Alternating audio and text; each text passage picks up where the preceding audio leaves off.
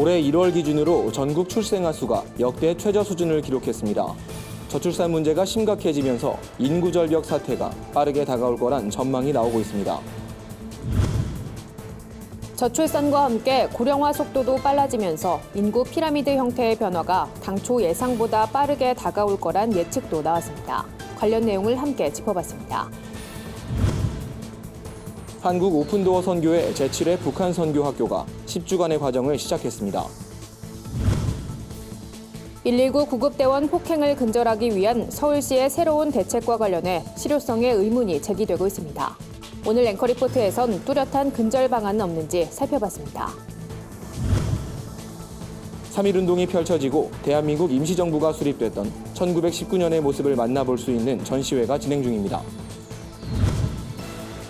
현대사회에 만연한 중독 문제를 성경적으로 해결하기 위한 세미나가 열렸습니다.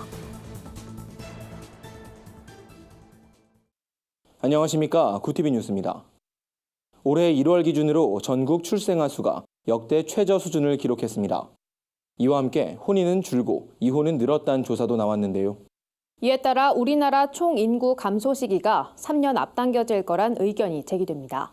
한혜인 기자가 보도합니다. 올해 1월 출생아 수가 역대 최저 수준을 기록했습니다.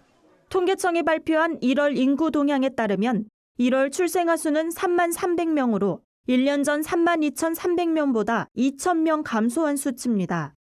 출생아 수는 계절이나 월 선호도에 따라 변화 가능성이 높아 전년 동월과 비교하는데 이 같은 수치는 월별 통계 집계가 시작된 1981년 이후 최저 수준입니다.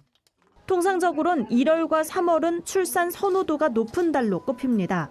하지만 올해 1월에도 출생아 수가 연이어 감소하면서 전년 동월과 비교한 월별 출생아 수는 38개월 연속 감소하고 있습니다. 혼인 건수도 줄었습니다. 1월 혼인 건수는 2만 1,300건으로 1년 전 2만 4,400건보다 12.7% 3,100건 줄었습니다. 이 같은 수치는 1월 기준 역대 최저치로 2016년 1월 이후 3년 만에 두 자릿수 감소폭을 기록했습니다. 반면 이혼 건수는 늘었습니다. 같은 기간 이혼 건수는 전년보다 800건 늘어난 9,700건입니다. 지난해에 이어 2년 연속 증가했으며 1월 기준 2008년 이후 11년 만에 가장 높은 수준입니다. 전문가들은 20년 이상 함께 살던 부부의 황혼, 이혼이 급증한 데 따른 결과로 분석하고 있습니다. 1월 사망자 수는 2만 7,300명으로 1년 전 3만 1,600명보다 4,300명 감소했습니다. 하지만 규모 자체는 지난해에 이어 역대 두 번째 높은 수준으로 지난해 1월 한파로 사망자 수가 전년 대비 22% 급증했던 데 따른 기저효과가 나타난 것으로 풀이됩니다. 통계청은 또 장래 인구 특별 추계를 발표하고 우리나라 총 인구 감소 시기가 당초 예상보다 3년 빨라진 2029년이 될 것이라고 예측했습니다. 저출산 고령화가 심화됨에 따라 생산 가능 인구가 줄어드는 인구 절벽 현상도 올해부터 시작될 것이라고 전망했습니다. 구티비 뉴스 한혜인입니다. 지난 2014년 우리나라 전체 인구의 중간에 위치한 나이는 40세였습니다. 하지만 저출산 고령화 속도가 빨라지면서 이 중간 연령대가 금방 변화할 거란 예측이 나오는데요. 전문가들은 보다 근본적인 대책 마련이 시급하다고 입을 모았습니다. 오현근 기자가 전해드립니다. 최근 통계청에서 발표한 장래인구 특별추계 자료입니다. 장래인구 추계는 5년 주기로 작성되고 있어 다음 발표는 2021년으로 예정됐지만 최근 초저출산 상황을 반영해 통계청은 특별추계를 공표했습니다. 가장 두드러진 내용은 끊임없이 제기돼 왔던 저출산과 고령화 문제입니다. 이 현상은 갈수록 심화돼 오는 2028년 우리나라 총인구가 5,194만 명을 정점으로 감소세로 돌아서게 됩니다. 29년도 이후로부터는 인구 전체 규모가 지속적으로 감소하게 될 것이고, 감소하면서 인구 구조는 더 고령 인구 비중이 계속 늘어나는 그런 구조로 변하게 되기 때문에 부양비랄지 이제 연금 문제나 이런 것들이 좀 심각해질 수도 있고. 특히 주목할 부분은 중위 연령입니다. 전체 인구를 연령 순서대로 나열했을 때 가장 한가운데 있는 사람의 나이를 중위 연령이라고 하는데 오는 2056년엔 60세가 될 것으로 전망됐습니다. 환갑의 나이가 우리나라 중간 연령이 되는 겁니다. 이런 중위 연령은 1976년에 20세, 1997년에 30세, 2014년에 40세에 도달하면서 주기가 빨라지는 양상을 보였습니다. 오는 2031년엔 50세에 도달할 것으로 통계청은 보고 있습니다. 지금 2017년 현재는 42세가 이제 중위 연령인데 추계 결과 이제 50년 후에는 62세가 중위 연령이 될 것으로 전망이 됐습니다. 현재 저희가 생산 연령 100명이 36.7명 정도를 부양하는 것으로 OECD 국가에서 가장 낮은 수준이지만 2065년이 되면 117.8명을 부양해야 해서 가장 높은 수준이 될 것으로 예상이 됩니다. 통계청에 따르면 올해부터 사망자가 출생아보다 많아지는 자연 감소가 시작됩니다. 지난해엔 급기야 합계 출산율이 1명 미만으로 내려가면서 이러한 인구 절벽은 갈수록 심화되고 있습니다. 정부는 저출산 대책으로 출산 양육비 지원과 근로, 취업 등 다양한 방법을 모색하고 있지만 그 영향은 전반적으로 미미하다는 분위기입니다. 어려운 난제 해결에 정부와 사회의 더 적극적이고 근본적인 대응책이 필요해 보입니다. 구티비 뉴스 오현근입니다. 한국교회의 북한 선교와 통일 준비를 위한 제7회 북한 선교학교가 개강했습니다. 이번 선교학교에선 북한의 정치, 문화, 사회 전반에 걸친 실태를 알아보고 통일 시대를 위한 대안을 모색하는 시간이 마련됩니다. 10주간의 일정으로 마련된 제7회 북한 선교학교는 북한에 대한 이해를 돕는 1학기 과정과 북한에 대한 선교적 접근법을 알아보는 2학기 과정으로 이루어졌습니다. 모든 과정을 마친 뒤엔 북한 선교 전문 사역자를 위한 프로그램이 약 한 달간 이어집니다. 개강 첫날 강사로 나선 동아대학교 강동원 교수는 우리나라 북한 사역은 현재 국내에 거주하는 북한 이탈 주민들을 돕는 데서부터 시작된다며 가장 시급한 문제는 이들이 안정적으로 정착하고 통일의 비전과 꿈을 함께 펼칠 수 있도록 노력하는 것이라고 조언했습니다. 한국 오픈도어 선교회 관계자는 이번 과정은 북한에 대한 새로운 비전과 소망을 품는 기회가 될 것이라며 참여한 모든 성도와 사역자들이 보다 발전된 북한 선교를 펼쳐나가길 기대한다고 말했습니다.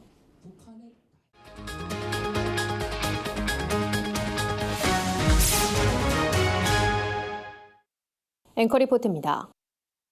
지난해 5월 술에 취한 남성을 도우려다 폭행을 당해 결국 뇌출혈로 숨진 119 구급대원 고 강현희 씨 사건 기억하실 겁니다.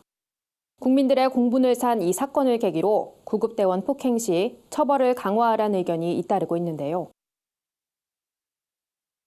실제로 최근 5년간 119 대원의 현장 활동 중 일어난 폭행 사고는 총 1,011건이었습니다. 이 가운데 구속 상태로 처벌받은 건수는 4.5%인 46건에 불과했는데요. 이에 따라 서울시가 구급대원 보호를 위한 새로운 대책을 내놓긴 했는데 실효성에 대한 논란이 일고 있습니다. 구급차에 실려가던 여성이 두 발로 구급대원의 머리를 마구 찹니다. 차가 흔들리고 병원에 빨리 도착하지 않는다는 이유에서입니다. 구급대원 폭행 사건은 지난 2013년 146건으로 꾸준히 늘다가 지난해엔 역대 최고치인 215건을 기록했습니다. 이틀에 한 번 또는 이보다 더 자주 발생한다는 의미입니다. 또 신고를 받고 출동한 119 구급대원을 폭행한 가해자는 10명 중 9명이 음주 상태인 것으로 드러났습니다. 구급대원 폭행 사건이 증가하자 서울시 소방재난본부는 구급대원 보호를 위한 대책을 내놨습니다. 술에 취한 시민이 탑승한 경우엔 차 안에서 경고 방송을 하고 구급대원 폭행은 범죄행위이며 법에 따라 처벌을 받습니다. 폭행 발생 시 구급대원이 비상벨을 눌러 운전대원에게 상황을 알리고 119 광역수사대에 지원을 요청하는 방식입니다. 하지만 일각에선 실효성에 의문이 제기되고 있습니다. 119 광역수사대에 지원을 요청해도 이미 폭행 피해가 일어난 이후이기 때문에 사전에 폭행을 방어할 수 있는 대안은 아니란 겁니다. 전문가들은 구급차 비상벨 설치가 구급대원 폭행을 줄이는데 어느 정도 도움을 줄 수는 있지만 폭행 피해를 근절하기 위해선 행정적 체계가 마련돼야 한다고 조언합니다. 먼저 꾸준히 논란이 되었던 처벌을 강화하는 방안이 대표적입니다. 소방기본법 제50조에 따르면 출동한 소방대원을 폭행해 구급활동을 방해하면 5년 이하의 징역 또는 5천만 원 이하의 벌금형에 처합니다. 하지만 폭행 사건 절반 이상이 벌금형에 그치면서 처벌을 강화해야 한다는 목소리가 높습니다. 또 구급대원에 대한 심리적 지원도 언급되고 있습니다. 119 구급대원은 직무 특성상 외상 후 스트레스 장애 발병률이 일반 시민에 비해 8배, 자살률은 3배 이상 높습니다. 또 소방청에 따르면 전국 소방공무원의 40%가 외상 후 스트레스 장애, 우울 장애, 수면 장애 등 정신건강장애를 한 가지 이상 겪고 있는 것으로 드러나 심리적 지원이 시급한 상황입니다.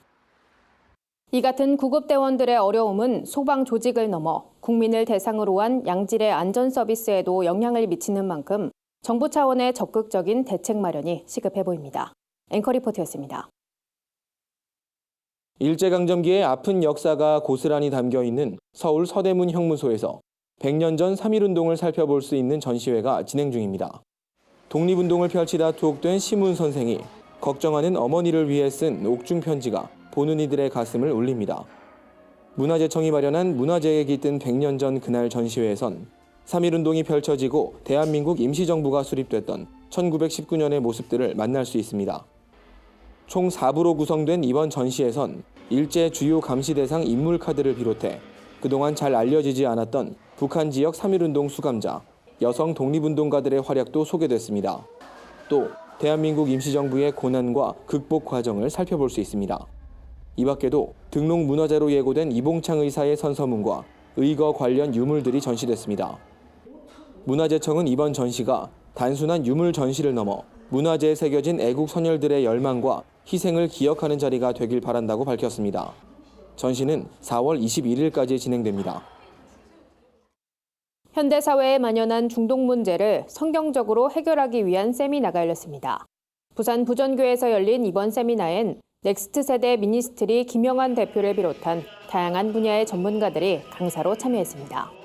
중독과 다음 세대 목회를 주제로 강의한 김영환 목사는 다음 세대뿐 아니라 기성세대도 모두 중독에 노출된 상황이라고 현대사회를 진단하며 여러 형태의 중독이 만연한 이 시대에 무엇보다 하나님의 말씀으로 극복하는 노력이 필요하다고 조언했습니다. 이어 강의한 파이오니아 21연구소 김상철 소장은 중독을 극복하기 위해선 보이지 않는 마음을 치유해야 한다며 한국교회 성도들은 중독자들이 만날 하나님을 바라보며 기대하는 마음으로 기도해야 한다고 강조했습니다. 이날 세미나엔 이 밖에도 이단 사이비에 빠지는 종교 중독과 과학적, 생물학적 관점에서의 중독을 논의하는 시간이 이어졌습니다. 오늘의 이슈 포커스입니다. 지난달 서울의 월 평균 초미세먼지 농도가 2015년 관측 이래 가장 높았던 것으로 나타났습니다. 국립환경과학원에 따르면 지난달 서울의 초미세먼지 농도는 세제곱미터당 44.6 마이크로그램으로 집계됐습니다. 이 같은 수치는 나쁨 범위에 드는 것으로 하루 평균이 아닌 월 평균이 나쁨 범위에 들 정도로 대기오염이 심각했습니다. 역대 최악의 미세먼지의 원인은 중국발 미세먼지와 국내 오염물질의 영향이 합쳐진 것으로 분석됩니다. 김정은 서신을 표방한 정부 비판 대자보가 전국 각지 대학에 붙었다는 신고가 잇따르자 경찰이 내사에 착수했습니다. 경찰은 CCTV를 확인하고 목격자를 확보해 게시자를 찾을 계획이라며 내용상 명예훼손이나 모욕죄에 해당하는지 법리를 검토해볼 계획이라고 밝혔습니다. 해당 대자보엔 현 정부의 소득주도 성장 정책과 탈원전, 대북 정책 등을 비판하는 내용이 담겼습니다. 대자보 말미엔 전대협이라고 밝힌 단체가 이달 6일 서울 마로니에 공원에서 촛불 집회를 연다며 동참을 촉구하는 내용도 적혔습니다. 문재인 대통령이 시민사회 단체 대표자들을 청와대로 초청해 간담회를 가졌습니다. 문 대통령은 이날 간담회에서 매서운 감시자인 동시에 사회를 함께 이끌어가는 동료가 돼주길 바란다고 말했습니다. 문 대통령은 정부도 최선을 다하고 있지만 정부의 손이 닿지 않는 곳에서의 역할도 중요하다며 시민사회의 역할이 그만큼 막중하다고 전했습니다. 그러면서 시민사회단체가 단순한 비판자가 아니라 사회를 이끌어가는 주역이 돼주길 바란다며 정부도 시민사회 성장을 위해 노력하겠다고 말했습니다. 대중교통이 불편한 지역 주민을 위해 출범한 파주시 천원택시가 운행을 시작했습니다. 천원택시는 파주시 적성면, 자장리 등 모두 12개 마을을 대상으로 시범 운행됩니다. 택시는 해당 마을에 등록된 주민만 가능하며 신청서를 제출하면 실제 거주 여부를 확인한 뒤 시스템에 등록되는 방식으로 운영됩니다. 파주시는 상반기 운영 결과를 토대로 시스템 보완과 예산 확보 등의 방안을 마련할 예정이라고 밝혔습니다. 주요 단신입니다. 한국교회 언론회가 온라인 홈페이지 진정서 양식 성별란에 소위 제3의 성을 넣기로 한 국가인권위원회의 결정을 규탄했습니다. 언론회는 헌법에도 없는 성을 추가해 혼란을 초래했다며 제3의 성을 인정해 여러 가지 젠더를 주장할 수 있는 근거를 마련한 것이라고 비판했습니다. 숭실대학교 신임 이사장에 영락교회 박광준 은퇴 장로가 선임됐습니다. 이사회는 만장일치로 박 장로를 이사장으로 추대했습니다. 임기는 2022년 10월까지입니다. 한편 지난해 10월 명성교회 세습으로 김삼환 원로 목사에 대한 퇴진운동이 일자 김 목사가 이사장직을 사임해 박광준 장로가 이사장 직무대행을 맡았습니다. 기독교 반성폭력센터가 성서가 들려주는 성폭력 새롭게 읽기 강좌를 마련합니다. 성서 속 고대 이스라엘 사회에서 발생했던 성폭력 사건을 되짚는 시간입니다. 강좌는 오는 12일부터 4주간 진행되며 한신대 신학과 이영미 교수가 강좌를 이끌 예정입니다. 국제구호개발 NGO 구피플이 암 또는 희귀 난치성 질환 환자들을 위한 문화예술 지원 프로그램의 참가자를 모집합니다. 3명 이상의 그룹으로 공연예술, 미술공예, 문학활동, 영상사진 등 다양한 분야에서 활동할 수 있습니다. 신청은 구피플 웹사이트를 통해 가능합니다. 이상으로 뉴스를 마칩니다. 구티비 뉴스는 인터넷 신문 데일리 굿뉴스를 통해서도 보실 수 있습니다. 시청해주신 여러분 고맙습니다.